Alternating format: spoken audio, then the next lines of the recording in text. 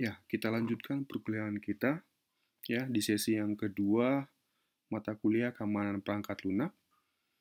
Topik kali ini yang mau saya sampaikan adalah mengenai Information Security Overview. Nah, adapun agenda yang akan kita ketahui bersama pada saat ini adalah mengenai Information Security Triad atau CIA. Kemudian yang kedua adalah aspek dari keamanan informasi dan perangkat lunak.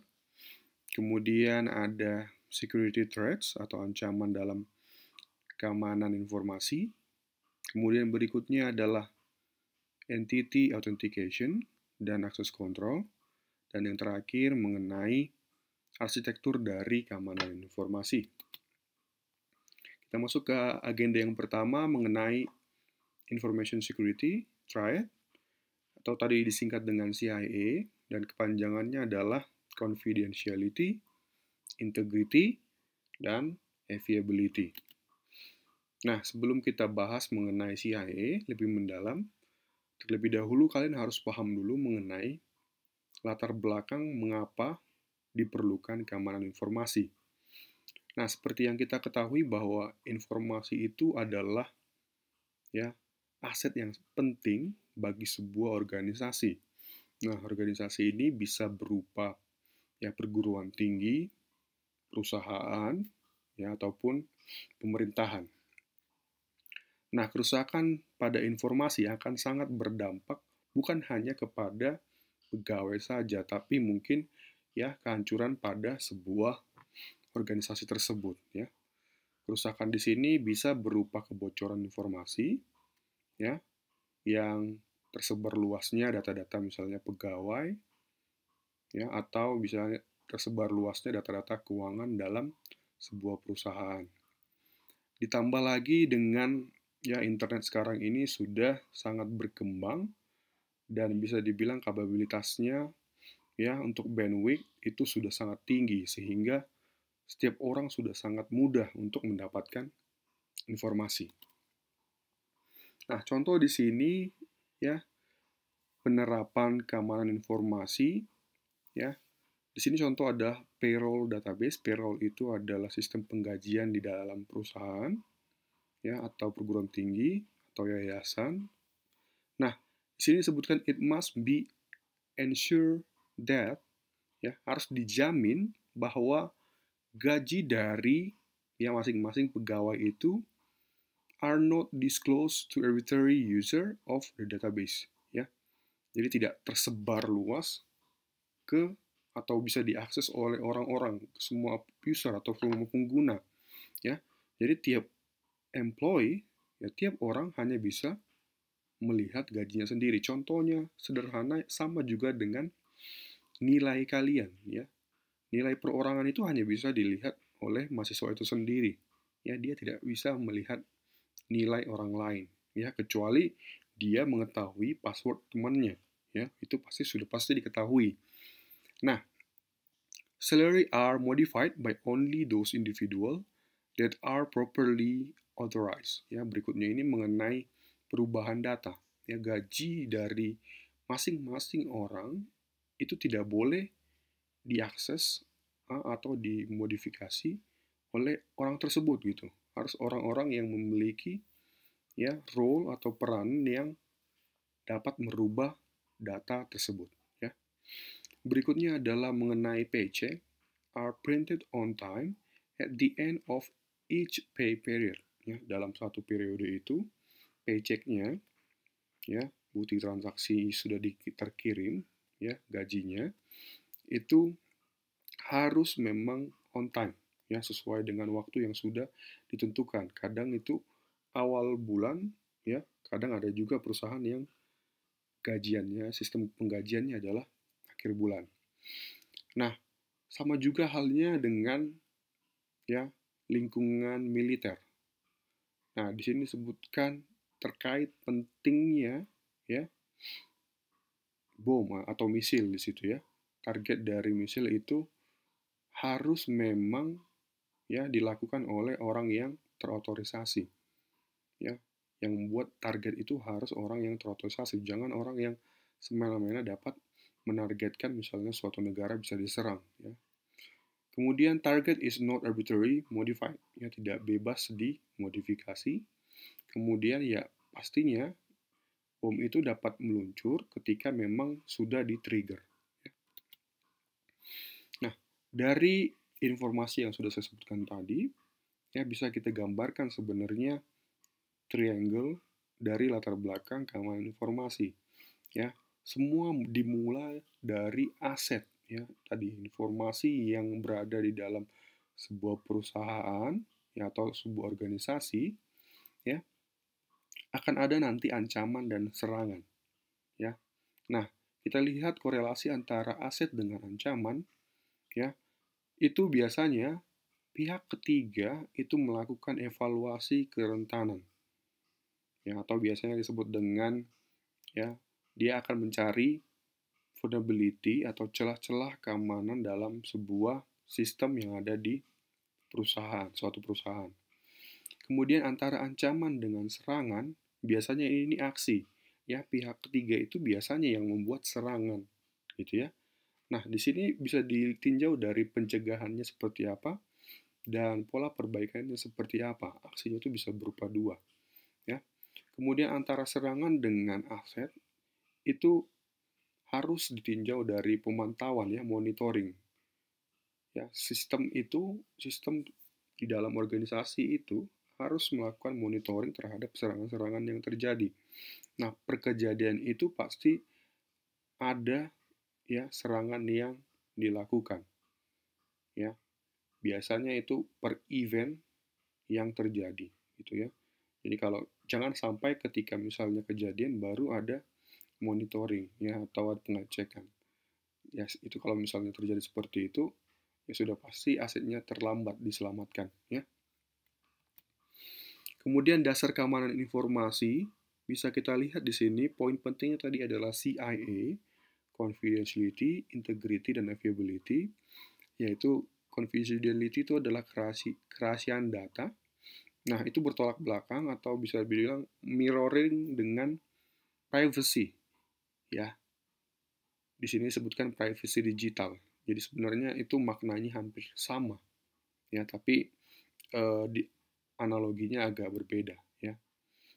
Nah, kemudian berikutnya adalah mengenai availability. Availability ini ada ketersediaan layanannya, ya. Apakah tersedia 24 jam sama seperti biasanya kalian buat non fungsional ya. Non fungsional availability sampai misalnya 24 jam dapat diakses datanya atau informasinya. Kemudian berikutnya adalah integrity, mengenai integritas data. Ya, integritas data ini biasanya berkorelasi dengan non-repudiation, ya, jaminan transaksi yang sah. Nah, setiap data atau bisa dibilang data digital ya yang ada di internet, yang ketika misalnya kita kirimkan kepada orang lain, ya kita harus dapat menjamin bahwa data tersebut adalah memang benar dikirimkan oleh orang yang pengirim. Ya, jadi untuk aspek non-repudiation itu dapat menjamin transaksi tersebut dikirimkan oleh orang yang memang benar-benar sah pengirimnya. Kemudian yang terakhir adalah mengenai authenticity, ya. Transaksi itu dapat dibuktikan dengan identitas ya penggunanya. Jadi setiap transaksi itu memiliki identitas atau teridentifikasi siapa yang melakukan atau penggunanya. Ya.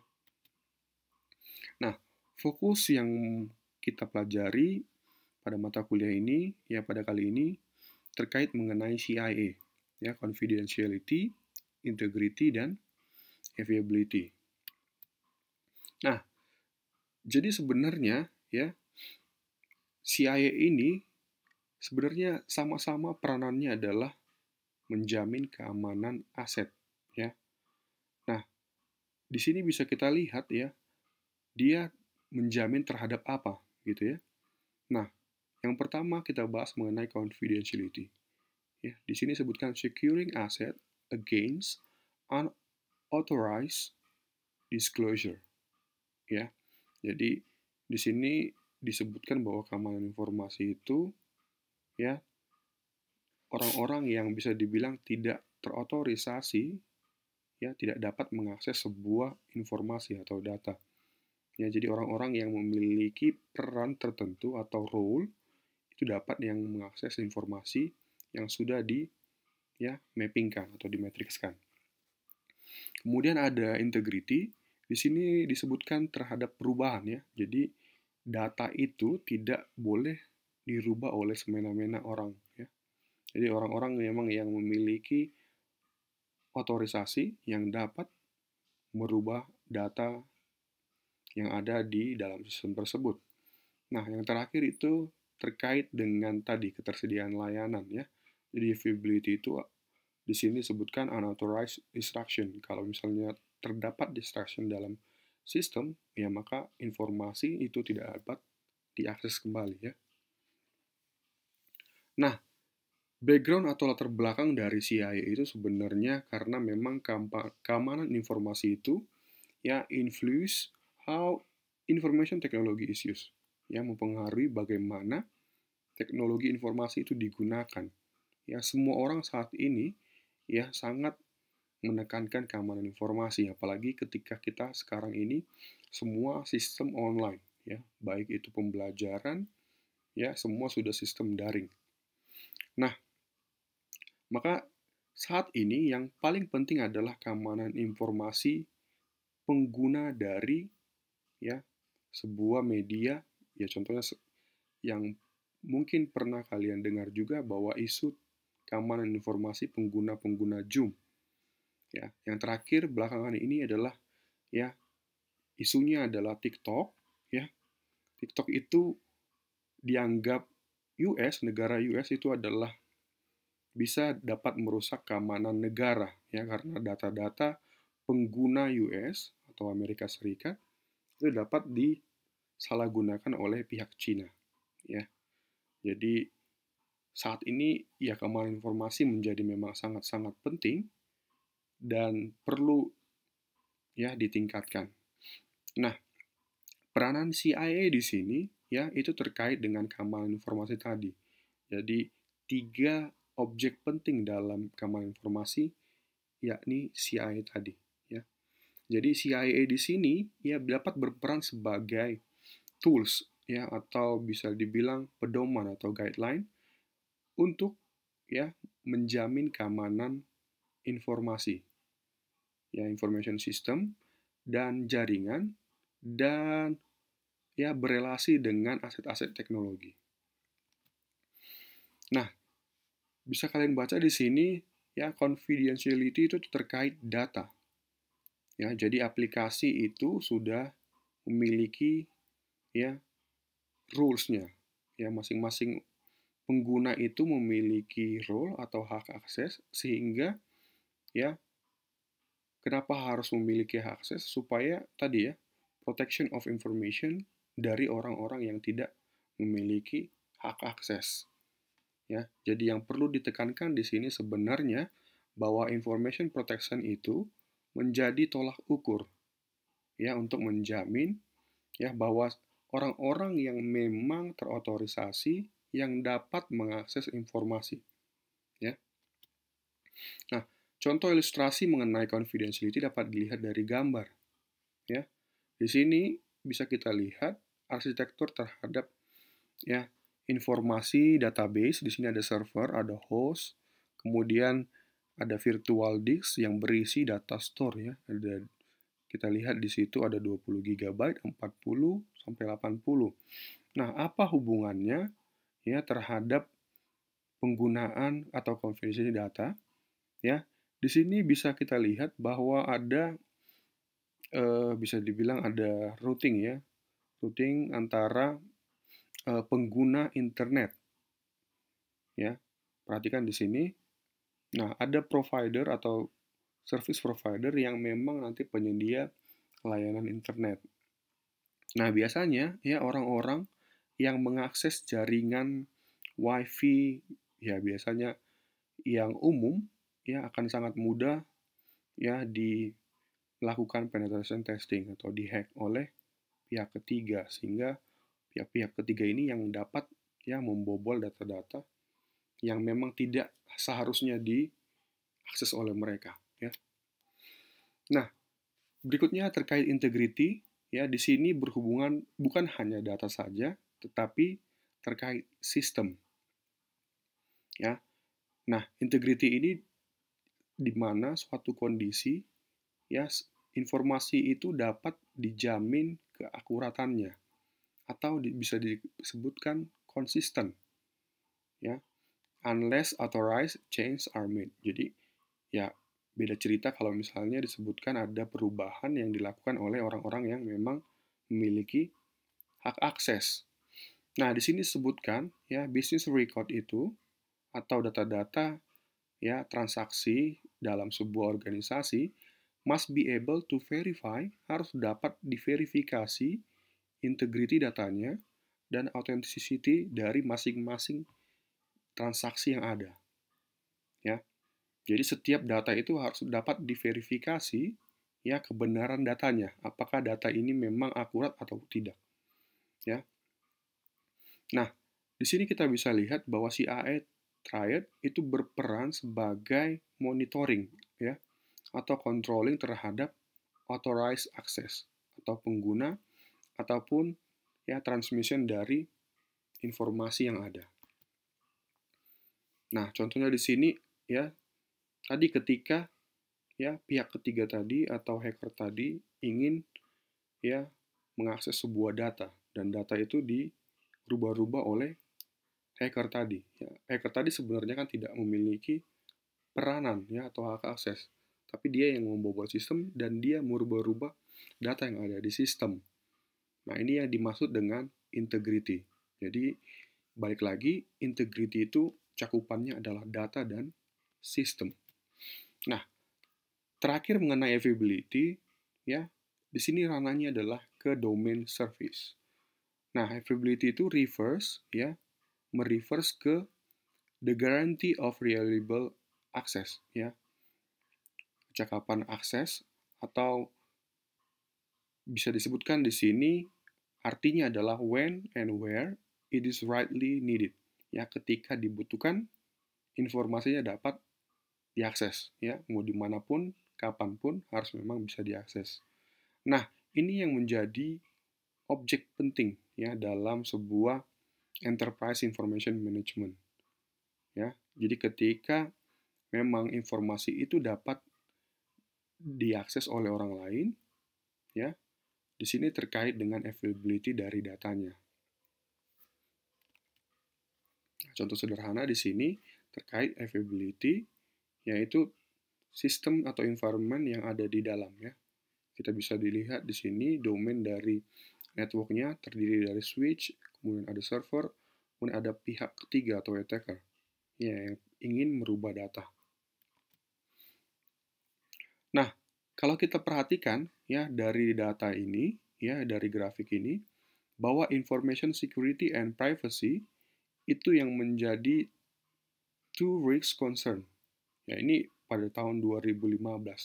Ya, apalagi sekarang 2020, zaman seperti yang saya sebutkan tadi, ya, karena pandemik itu biasanya, ya, sudah bukan biasanya, pasti yang ini juga makin meningkat, ya.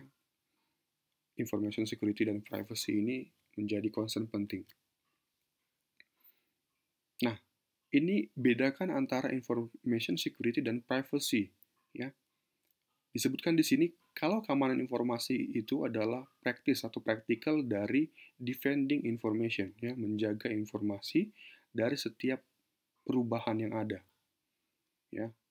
Contohnya di situ from unauthorized access, ya, penyalahgunaan data, kemudian modifikasi data, ya, copy ataupun moving ataupun penghancuran data.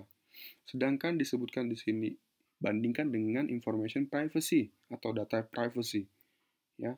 Di sini bisa disebutkan hubungan antara, ya, kumpulan data yang ada yang bersebar di public, ya, public internet atau di internet. Contoh di sini safeguarding of personal data is the object, ya. Jadi menjaga personal data supaya tidak dapat diakses oleh orang yang tidak berkepentingan. yaitu yang berhubungan dengan privacy.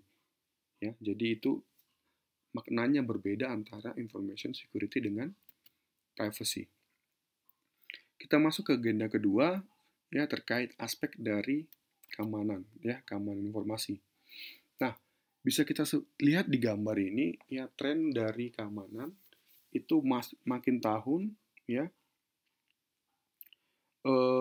bisa dilihat attack-nya itu semakin banyak, ya atau meningkat. Ya mulai dari yang paling awal itu internet social engineering attack. Ya orang sudah pada tahun 91 juga sudah pernah melakukan packet spoofing, ya hijacking session, sampai tahun yang 2001 ya. Itu sudah banyak bisa dibilang serangan-serangan yang terjadi.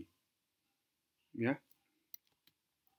Nah, aspek security yang perlu kita pahami di sini ada 3 bagian.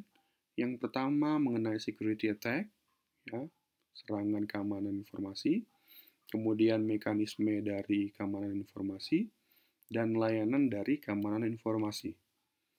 Nah, kalau kita berbicara mengenai serangan keamanan, ya, di sini disebutkan information atau keamanan informasi itu about how to prevent, ya, bagaimana mencegah serangan dan dapat mendeteksi serangan tersebut, ya, berdasarkan dari informasi yang tersedia di dalam sistem.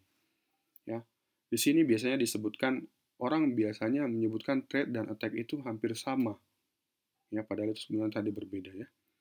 Nah, di sini bisa kita lihat bahwa ada 2 jenis serangan, ya. Ada pasif dan aktif. Nah, contoh kalau misalnya kita lihat yang serangan pasif. Ya, dari gambar di sini kita perhatikan Bob, ya, ingin berkomunikasi atau ingin mengirimkan email kepada Alice. Nah, ada pihak ketiga di sini, Dart, ya. Dia di sini berperan atau melakukan aksi, ya. Dia mencuri paket datanya, ya. Dia read content of message from Bob to Alice. Jadi dia membaca isi email yang ada.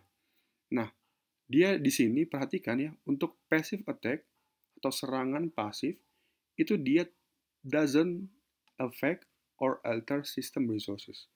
Jadi dalam artian dia tidak merubah pesan yang dikirimkan oleh Bob ke Alice. Jadi dia hanya sebagai monitoring, ya, memonitoring pesan apa yang dikirimkan oleh Bob dan Alice.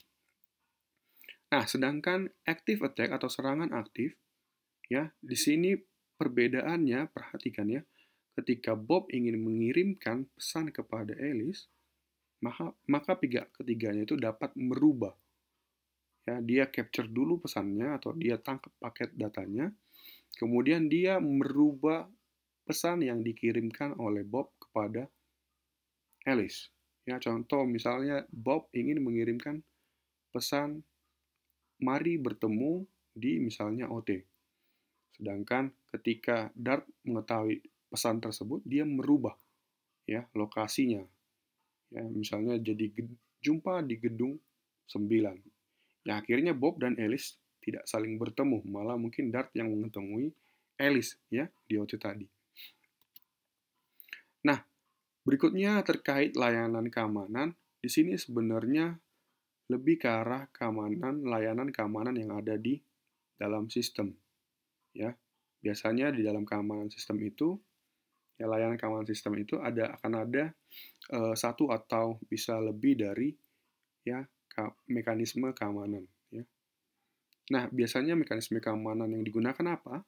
Yaitu contohnya ada di situ have signatures, ada dates, ya, need protection from disclosure, tampering or destruction, ataupun bisa menjadi notaris, ya, atau witness, atau bisa dibilang semua kejadian itu terrecord di dalam, ya, basis datanya.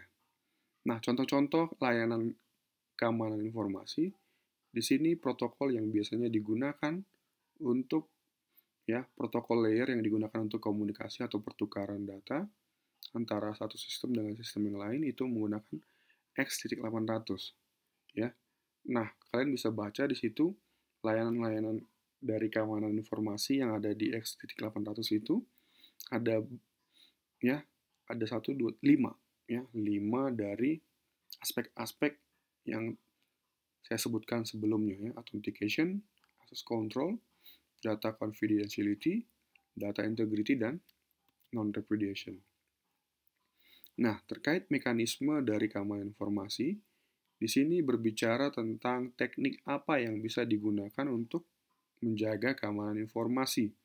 Nah, di sini poin pentingnya adalah teknik kriptografi. Ya, disebutkan di sini ada specific security mechanism yang menggunakan encryptment ya atau proses enkripsi. Kemudian ada digital signature, ada access control, dan sampai ke notarization. Ya. Sedangkan pervasive security mechanism ini yang lebih bisa disebutkan bukan ya pasif ya pervasive. Nah, contoh sederhananya di sini adalah trusted functionality, ya, kemudian security labels, sampai security recovery. Ya, di sini perkejadian ya, sebenarnya ini sudah terjadi dan harus dilakukan apa gitu. Nah, kita lanjutkan ke topik yang ketiga, yaitu mengenai security threats. Nah, di sini kita akan membahas mengenai interruption, interception, modification, and fabrication. Jadi kita harus bisa membedakan antara keempat jenis threat ini. Nah, kalau kita berbicara orang mengirimkan informasi, ya, itu akan ada information source, ya, pemberi atau pengirim informasi kepada tujuannya, kepada siapa. Kalau normal flow ya pasti akan langsung mengirimkan gitu ya, tanpa ada interupsi. Nah, bedanya, contohnya yang B, kita perhatikan di situ ada interruption. Ada ya informasi yang dikirimkan itu di-interrupt. Ya, tidak sampai terkirim ke target atau ke tujuan. Ya, di sini dia akan menyerang disebutkan sini availability, aspek availability. Ya, data yang dikirimkan atau informasi yang dikirimkan ke target itu tidak sampai. Nah, kita lihat ke C, interception. Interception di sini ya datanya itu terkirimkan atau melintas ke pihak yang lain. Ya, di sini disebutkan di sini attack on confidentiality. Ya, jadi orang yang tidak memang berkepentingan ya mendapatkan hak akses terhadap informasi yang dikirimkan. Ya, itu yang namanya interception. Kemudian modification. Modification di sini dia merubah informasi yang dikirimkan atau data yang dikirimkan. Yang pastinya tadi ya, dia melanggar atau menyerang aspek integritinya. Nah, yang terakhir mengenai fabrication. Nah, fabrication di sini sebenarnya lebih ke arah penyerangan authenticity. Nah, kita lihat information source, ya pengirim itu sebenarnya tidak mengirimkan apa-apa ke tujuan, tapi sebenarnya ada pihak ketiga yang mengirimkannya.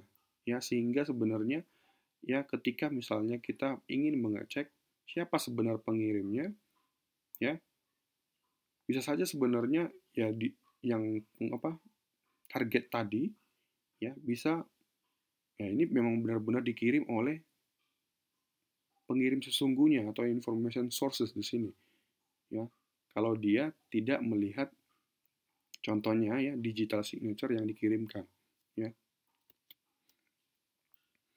Nah, di sini threat interruption tadi saya sebutkan against availability. Ya, perhatikan di sini ada interupsi ya atau ada sistemnya diinterrupt oleh ya gagalnya misalnya fungsinya tidak berjalan ya secara proper ya tidak normal berjalan dan biasanya ini kerusakan pada hardware ya ataupun biasanya kerusakan pada program atau data source ya. Kemudian berikutnya interception ya di sini menyerang tadi aspek confidentiality ya. Nah, di sini disebutkan receive the transmit message in an authorized manner. Ya, jadi ada pihak ketiga yang memang mendapatkan pesan ya atau informasi yang dikirimkan. Padahal sebenarnya dia tidak menjadi tujuannya, ya. Bisa disebutkan di sini sebenarnya man in the middle. Nah, modifikasi di sini ya disebutkan against integrity. Ya, dia melakukan modifikasi yang dipertukarkan. Ya, modifikasi pesan atau informasi ya. Nah, di sini bisa terjadi sebenarnya karena memang ada contoh sederhana ya malicious atau malware yang memang ya disisipkan dalam sistem tersebut sehingga ya source code tadi fungsinya sebenarnya merubah pesannya atau memodifikasi pesannya. Nah, berikutnya adalah yang terakhir mengenai fabrication. Tadi against authenticity ya. Nah, di sini dia bertindak sebagai pengirim, seolah-olah sebagai pengirim. Ya, dia personate atau memimik ya bahwa dia sebenarnya pengirimnya, padahal sebenarnya bukan dia. Ya, jadi dia sebenarnya bisa yang melakukan itu tanpa terdeteksi. Ya, ini sebenarnya sangat fatal ya. Nah, bisa kita lihat kalau misalnya dalam deployment security requirement atau kebutuhan informasi. Nah, dari komponen-komponen antara physical system dan logical system yang terbagi dari garis putus-putus ya antara tadi keamanan aspek-aspek keamanan informasi yang ada integrity, deniability, authenticity, non-repudiation, kita bisa ya mention atau menyebutkan bahwa di dalam physical system software itu harus menjamin integritas datanya, kemudian ketersediaan dari datanya. Ya, sama juga dengan hardware. Ya, availability itu harus terjamin. Dan berikutnya hardware itu terkait authenticity-nya. Ya. Nah, data di sini semua aspek harus dipenuhi. Ya, confidentiality, integrity, availability, authenticity, dan yang terakhir itu non-repudiation. Nah, non-repudiation ini ya sangat berpengaruh terhadap komponen people, orangnya. Ya, orang yang melakukan transaksi data. Kemudian berkaitan juga terhadap prosedurnya. Ya, kemudian people ini juga orang tadi ya berkaitan dengan authenticity. Ya, akses terhadap sebuah informasinya. Kemudian prosedur itu ya berkaitan dengan integrity dan availability. Nah, berikutnya terkait entitas authentication dan access control. Dan yang terakhir nanti kita akan bahas mengenai arsitektur dari keamanan informasi. Nah, tadi saya sudah sampai sebutkan authenticity ya. Nah, ini sebenarnya mekanisme dari penerapan authenticity. Ya, ada entity. Entity itu bisa berupa apa? Ya, bisa berupa server, workstation, PC, mobile device, ya, smartphone kalian, atau orang. Ya, jadi sebenarnya di sini to verify the identity of subject. Ya. Jadi sebenarnya entity ini harus bisa menjadi identitas dari subjek yang akan mengakses informasi. Nah, ada kategori dari entity authentication. Ya. Pertama itu one way authentication. Ya, only allows A to authenticate B. Contohnya itu yang terjadi dalam arsitektur client server. Ya, contoh sederhana ketika misalnya kita mau akses Facebook ya atau misalnya akses CIS. Ya, kita hanya memasukkan username dan password ya. Itu one way authentication. Nah, sedangkan two way authentication itu A and B can authenticate with each other. Ya, di sini proses yang terjadi itu di arsitektur server to server, client to server, dan client to client. Ya, contoh sederhana penerapan two-way authentication itu ya ketika misalnya kita mau melakukan login ya. Login, contoh sederhana mau akses Facebook ya, kalau misalnya kita pakai device yang lain. ya, itu akan mengirimkan OTP biasanya. Server Facebook akan mengirimkan OTP, kemudian kita verifikasi lagi pakai OTP yang dikirimkan oleh Facebook tersebut, ya.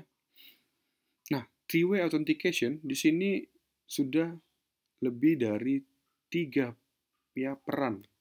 3 ada pihak ketiga ya. Di sini disebutkan trusted third party atau TTP yang sangat dibutuhkan dalam ya menjamin ya autentikasi dari A dan B ya. Nah, akses kontrol ini biasanya ya memetakan antara peran ya dengan hak akses apa atau fungsi yang dapat dilakukan ya. Nah, yang dilakukan itu apa? Bisa berupa read, write, atau execute, ataupun delete, atau dia hanya sebagai kepemilikan.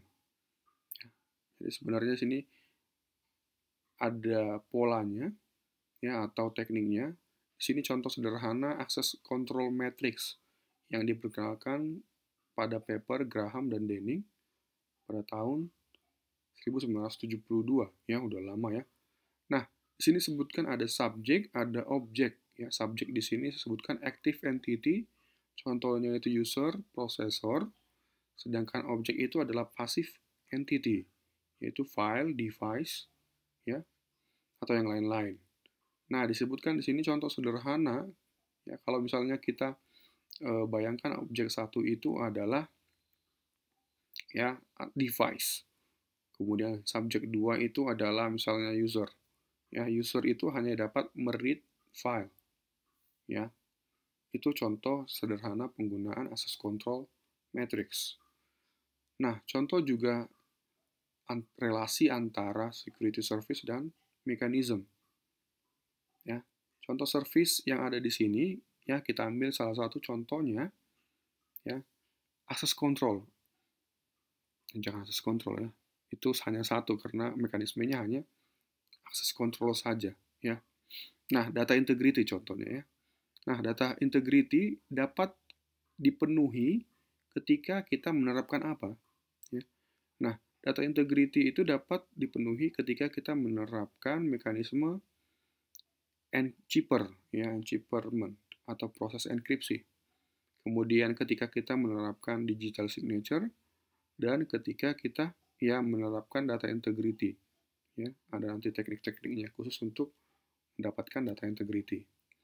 Nah, terakhir yang perlu kita bahas atau perlu kalian ketahui mengenai arsitektur dari keamanan informasi. Ya, secara digambarkan di sini sebagai segitiga, ya, yang semakin ke atas itu semakin mengkerucut. Nah, yang paling bawah itu bisa disebutkan di sini ya teknik cryptography yang diterapkan. Ya, bisa encryption proses, ya bisa menggunakan hashing, ada signature, authentication, atau pertukaran key, atau menggunakan secret sharing. Ya.